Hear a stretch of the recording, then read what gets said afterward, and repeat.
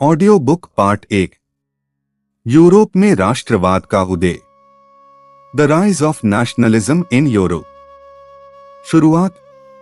कल्पना कीजिए, आज हम जिस यूरोप को अलग अलग देशों फ्रांस, जर्मनी, इटली, ब्रिटेन आदि के रूप में जानते हैं, क्या हमेशा से ऐसा ही था? नहीं। 18वीं सदी के अंत तक यूरोप का राजनीतिक नक्शा आज से बिल्कुल अलग था। वहां अनेक राज्य, साम्राज्य, रियासतें और छोटे छोटे राजनीतिक क्षेत्र मौजूद थे। लोगों की पहचान हमेशा किसी आधुनिक राष्ट्र से नहीं, बल्कि अपने राजवंश, क्षेत्र, भाषा या स्थानीय समुदाय से जुड़ी होती थी। यहीं से हमारे अध्याय की सबसे महत्वपूर्ण कहानी शुरू होती है। यूरोप में आधुनिक राष्ट्रवाद का जन्म कैसे हुआ? 1789 से पहले का यूरोप। 1789 में फ्रांसीसी क्रांति हुई। लेकिन क्रांति को समझने से पहले हमें उस समय के यूरोप को समझना होगा। उस समय यूरोप में कोई एक समान राजनीतिक व्यवस्था नहीं थी। उदाहरण के लिए, जर्मनी आज एक देश है, लेकिन 19वीं सदी के आरंभ में जर्मन क्षेत्र में लगभग 39 स्वतंत्र राज्य थे। इसी तरह इटली भी एक एकीकृत देश नहीं था। वहां अनेक राज्य और राजनीतिक क्षेत्र थे।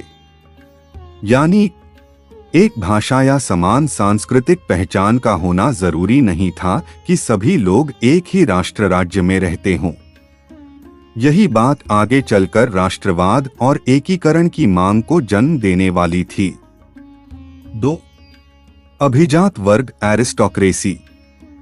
अब एक महत्वपूर्ण शब्द समझिए, अभिजात वर्ग, एरिस्टोक्रेसी।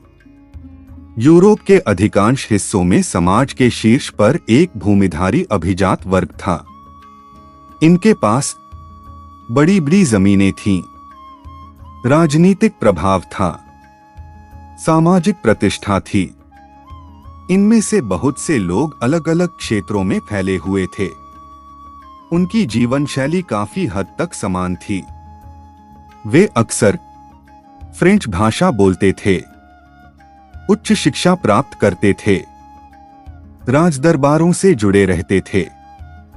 लेकिन ध्यान रखिए, समान जीवन शैली होने के बावजूद यूरोप में आधुनिक राष्ट्र राज्य मौजूद नहीं थे। 3. किसान और शहरी वर्ग। अब समाज के दूसरे हिस्से को देखिए। यूरोप की अधिकांश आबादी किसानों की थी। कई क्षेत्रों में किसानों पर सामंती व्यवस्था और अन्य प्रकार के करों का बोझ था। दूसरी ओर शहरों में व्यापारी, कारीगर, छोटे उद्योगपति, पेशेवर लोग जैसे वर्ग विकसित हो रहे थे। इसी सामाजिक परिवर्तन के साथ एक नया वर्ग मजबूत होने लगा, मध्य वर्ग, मिडिल क्लास। यह वर्ग आगे चलकर राष्ट्रवाद के विकास में बहुत महत्वपूर्ण भूमिका निभाएगा। क्यों? क्योंकि इस वर्ग में शिक्षा, व्यापार, कानून और प्रशासन से जुड़े लोग थे और वे समान कानून तथा आर्थिक स्वतंत्रता की मांग करने लगे थे। 4. एक बहुत महत्वपूर्ण विचार, राष्ट्र क्या है? अब सबसे महत्वपूर्ण प्रश्न, राष्ट्र आखिर होता क्या है?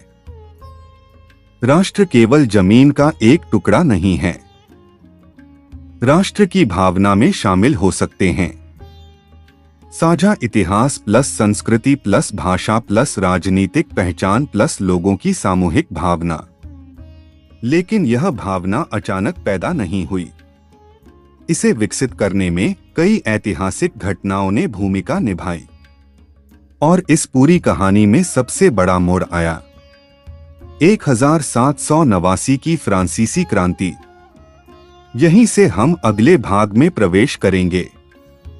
फ्रांसीसी क्रांति ने केवल फ्रांस की राजनीति नहीं बदली, इसने राष्ट्र और नागरिक की अवधारणा को एक नया अर्थ दिया और राष्ट्रवाद के विकास को नई दिशा दी।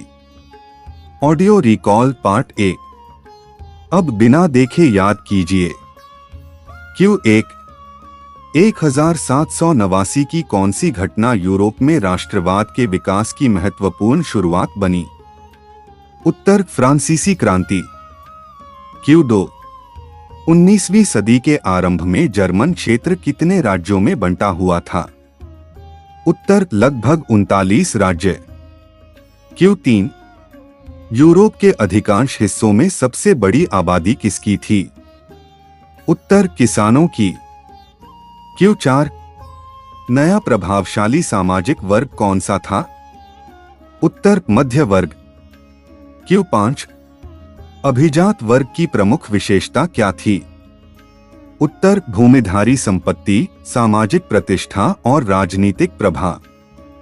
आज की पूरी कहानी एक लाइन में। पुराना यूरोप अनेक राज्य रियासतें, अभिजात वर्ग और किसान, नया मध्य वर्ग, नई राजनीतिक सोच, 1789 की फ्रांसीसी क्रांति, राष्ट्रवाद का नया युग। अगला पार्ट, फ्रांसीसी क्रांति ने राष्ट्र